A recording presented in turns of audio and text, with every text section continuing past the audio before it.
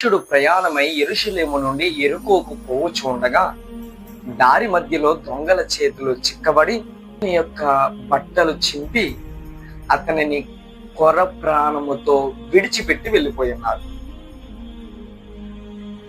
అయితే ఆ దారి మధ్యలో పోవచ్చినటువంటి మొదటగా యాజకుడు ముందుకు సాగుతుండగా అతడును చూసి ఏమీ తెలియనట్టు పక్క నుంచి వెళ్ళిపోయి ఉన్నాడు.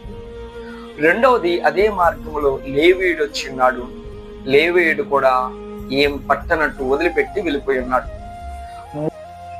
మూడవ వ్యక్తి సమరయుడు వస్తూ ఉండగా ఇతడును చూసి ఈ దారి మధ్యలో కొట్టబడి కొర ప్రాణముతో విడిచిపెట్టబడినటువంటి మనుషుడిని చూసి జాలిపడి, అక్కడ వాక్యం మాట్లాడుతుంది, లూకాసు సువార్త 10వ అధ్యాయము 30వ వచనంలో చక్కగా మాట్లాడుతున్నది.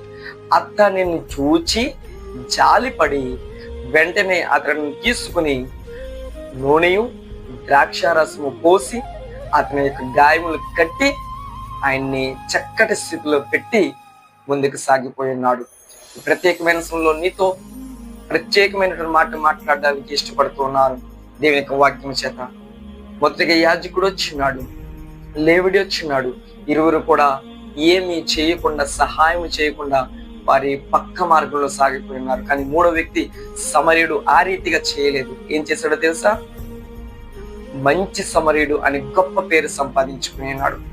కొర ప్రాణముతో వదిలిపెట్టినటువంటి ఆ మనుష్యుడిని చూసి జాలిపడి అతడిని సేద తీర్చున్నాడు. ప్రత్యేకమైన సమయంలో మొదటిగా నీవు నేను నేర్చుకోవాల్సిన పాఠం ఏమిటంటే, ఆ మంచి సమరయుడు ఎలాగైతే మేలు చేస్తున్నాడో, ఆ మంచి సమరుడు ఎలాగైతే సహాయం చేస్తున్నాడో, నీవు నేను కూడా దేవుని ప్రేమ కలిగి వాక్యానుసారముగా అనేక మందికి ప్రేమను చూపుతూ, అనేక మందికి సహాయం చేస్తూ మేలుకరముగా ముందుకు నడిపించబడదామని ప్రభువు పేరిట మనవి చేస్తున్నాను.